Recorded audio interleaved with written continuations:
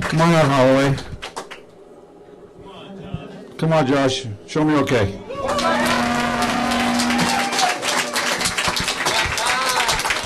How y'all doing? What's up? What's up? Right. Wow. Now I'm nervous. You didn't tell me it's going to be like this. Okay. Awesome. I'm going to pull this closer since I got a little slack in my line there. There we go. How y'all doing? Let's talk craft. Wow.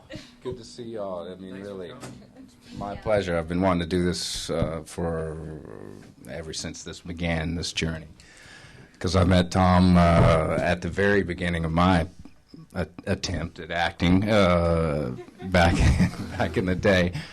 We met in a class, a cold reading class, and Corey Allen. I don't know if any of you guys are familiar with him, but yeah, so a brilliant teacher, and wow, seeing some friends I haven't seen in a while back here, but so really that's how we met, and I got the bug from Corey about, it was all cold reading class and so forth, and then met Tom there, and we hit it off, two artists searching for the truth of it all. So here I am. We worked together probably 7 years before this whole thing took off. So Yeah, brother. there you go.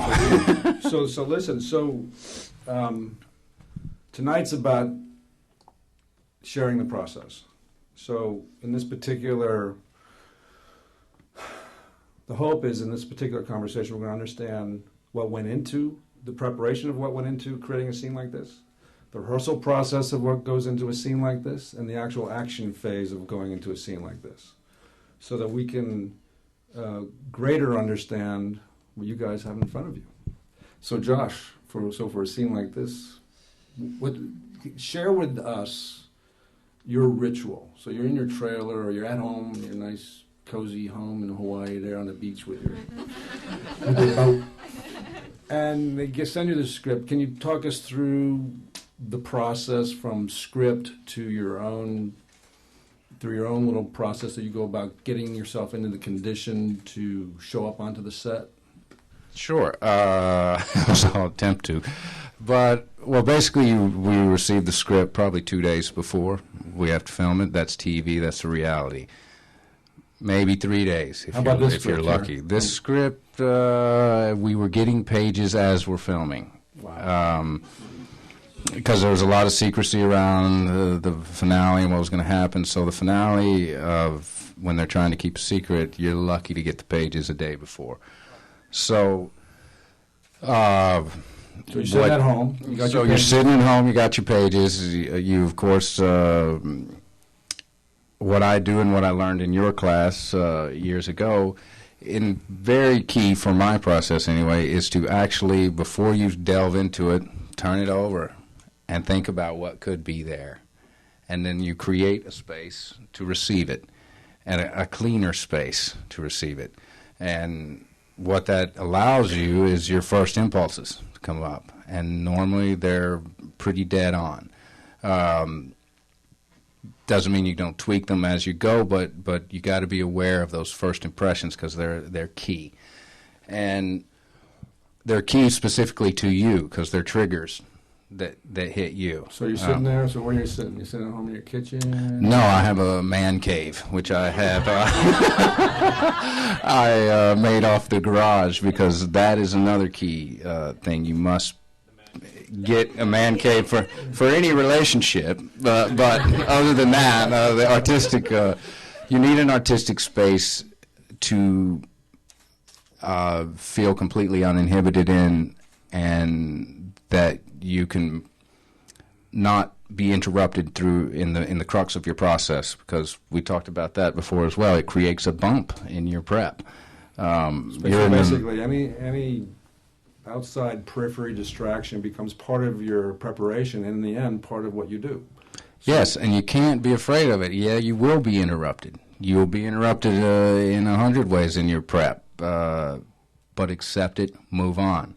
Accept it, just do a little work on that particular bump and then let it ride. And if it sticks, well, it sticks. If not, that's fine. So we sit there. Okay, so I sit there with your this man cave with your secret pages. With my secret pages. And you got a little pencil.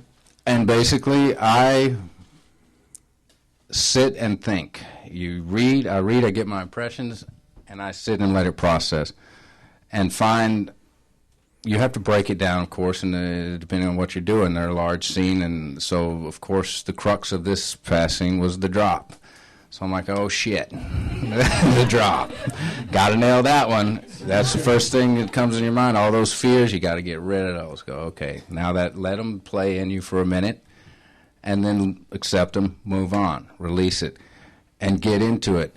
And the key being, for me in a scene like that, is specific. You have to be specific with that relationship and with something that triggers you, an image, a smell, a touch, anything. For me, in that particular thing, it was, well, I use my personal life a lot.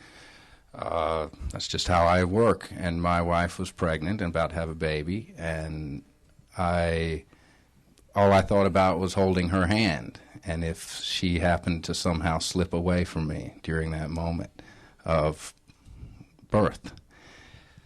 So there you go. Your trigger, you fill up with that, and then you go, oh, okay, leave that over there. Because the more, if you hold on, I found in my process, if I hold on to that, oh, I found it, oh boy, you better hold on to that tight. I'll squeeze it to death and smother it. And when you actually get in the crux of that moment, you're so holding on to it that it won't release, and I'm unable to share it then. So what time of the day is this? Do you work in the morning? It can be any time of the day. Trust your pockets, especially when you're searching. What I do is I'll search. I'll put it out there with what I'm looking for in this scene, and then I'll let it sit until it comes to me. Sometimes it's in the middle of the night. A lot of times when you wake up in the middle of the night, you're like, oh shit, there it is. There it is. If you push it and you use your head and not your full body to be present with figuring out what that'll be, it'll be in your head. It won't actually sync with you. So that's what I do. I wait for that process to come up, and then you test it out. You run it full blast, full volume, turn it up, all your emotions, go wild with it, blow it out, and then relax in it. That's what I do. I blow it out, because on set, a lot of times, if you don't turn that volume up in your prep, when the volume's turned up and the pressures are all on, you draw a blank. It's human nature. Fear fragments you. And when that happens, the key is to simplify. Simplify, get specific. Get even more specific than you thought you were getting. I had to get down to seeing actually the hand of my wife. I had to get the hand in my mind before it would kick. Before you understood emotionally before what the I context understood of that scene was. Exactly. So good. So in that scene, how many hours of preparation did you have? So you get that scene in the morning? About an hour.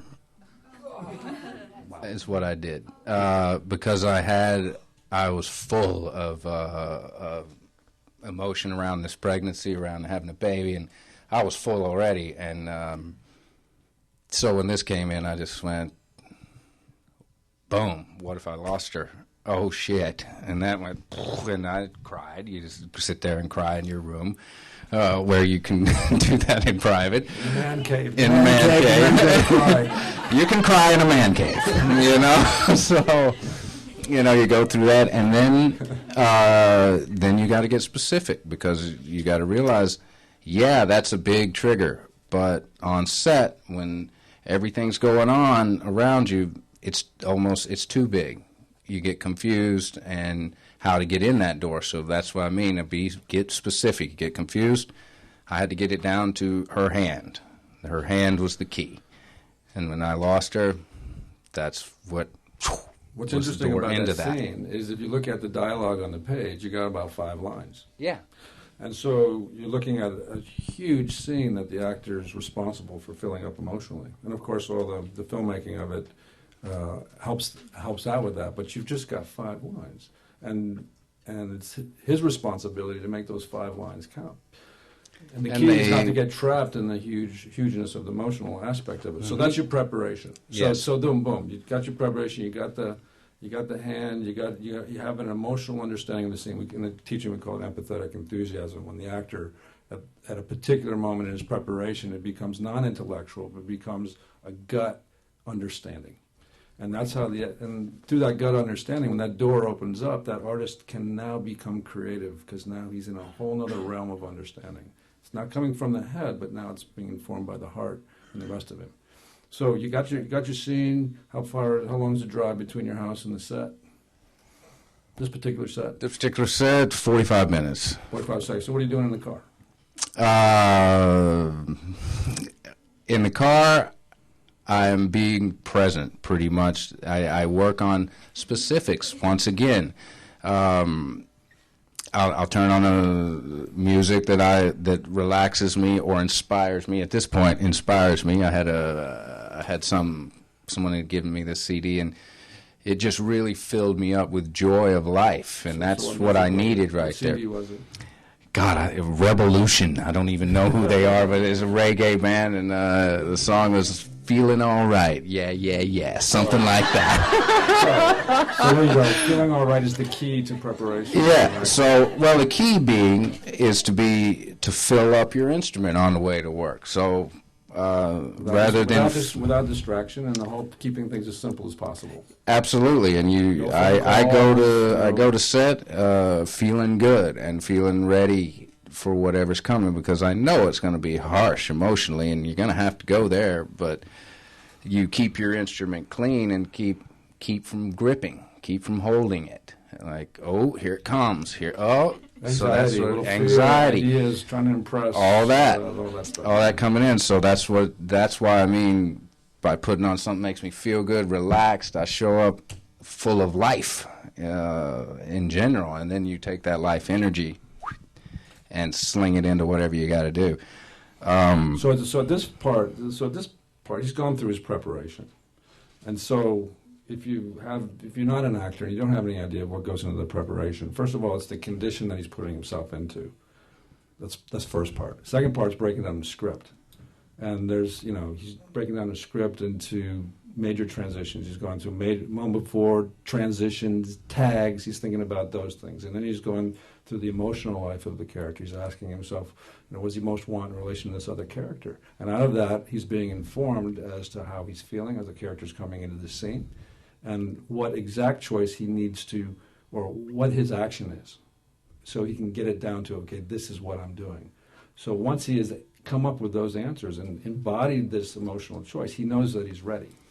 And so now it's just him maintaining his condition and staying out of his own way. And so the idea and concept of being present means that he's somehow able to exist in this creative condition, which means that he's able to adapt to what he doesn't know yet. He doesn't know where things are going to be set up. He doesn't know certain conditions, but he's prepared himself to stay open and adaptable. And that's key for you guys, is in terms of your own success in this particular time. You must be adaptable. You must be quick. You must be open. You must be free. You must enjoy the input and the collaborative effort that other people have. And the only way you can really do that is stay open. And in the moment that door starts to close down on you, boom, bad things start to happen. So what he's describing is him staying open, preparing himself to receive all of the collaboration that's going to go on around him, all the crazy stuff that's going to happen. And also being present keeps you safe. The condition that you move around, did you notice all that shit falling? That's what I was going to address next. And stuff going on. If you lose your way, and you get into ideas, and you get stuck into certain things, and you decide, hey, I'm going to be creative and go off on my own tangent, you do that on that set, you're dying. Someone's going to hit you in the head. So, and he's going to talk about it. So this process is not a one-take wonder. You guys are in a dance. You're in a choreographed dance, not only for the drama, but for the safety. And so understanding and having those skills that he's describing will allow you to exist in these environments safely, which the production will love because they don't like shutting down. And you're in charge of your safety. That's it.